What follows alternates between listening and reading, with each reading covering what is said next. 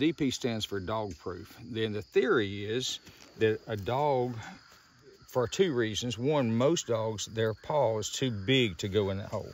That hole is probably roughly an inch and probably dead on an inch.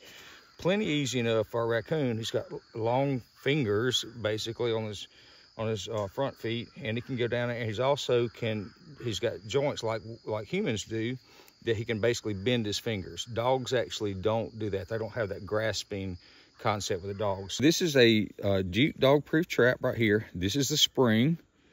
This is what we call the jaw. This is a lever. This is a dog. How those work, and to set them, you grab your lever and you squeeze that in. I'm compressing the spring. The dog is going to fall. Now this is the trigger. You see the notch in the trigger. We're literally going to set the dog inside that notch. So when the raccoon comes up, he's going to reach in. This trigger extends to the inside of the trap. He's going to grab the bait. He's going to pull up and throw the trap.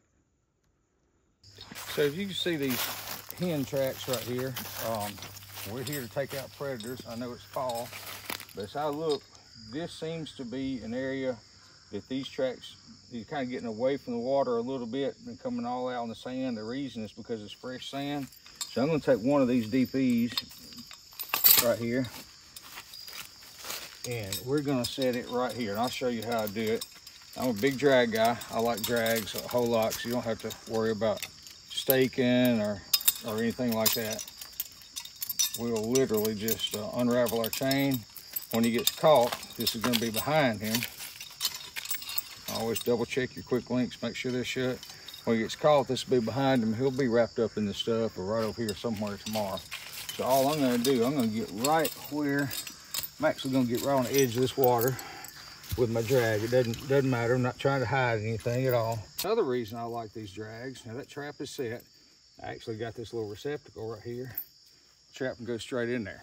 All right, so what I really like, this is brand new to the market. A company called Razorback Snares makes this. They call it Coon Craze. It's just a pelletized bait. I'm just gonna fill that up to where I'm just over the trigger. I'll show you a look into it. That's almost there. All right, you can barely see the trigger in there. And then I'm gonna give them a few freebies out here. All right, so that trap is set. I'm gonna set this other one. We do have a southeast wind tonight, which will be coming this direction. But this raccoon could be on either side of the creek. We got sign on both sides. So I'm just gonna hop right across this little creek. I'm gonna set this trap, the second one, right there. And we'll see what we got in the morning. So the reason we picked this spot, we got a pretty little creek. It's real easy access. So these raccoons are gonna be all up and down this creek, all the way back down to the big watershed lake back this direction.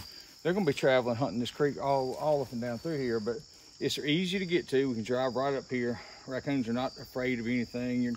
I'm not hiding anything. I'm leaving my chain exposed and all that.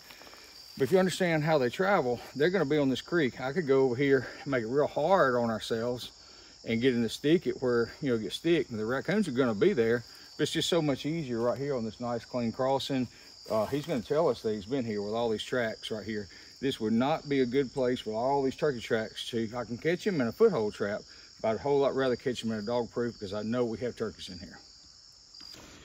All right, folks, welcome back to the trap line. We set this little spot yesterday, and we came back and we had some success last night. So just to kind of recap, we had raccoon tracks across here. We also had wild turkey hen tracks all up and down the sandy bank we showed you yesterday.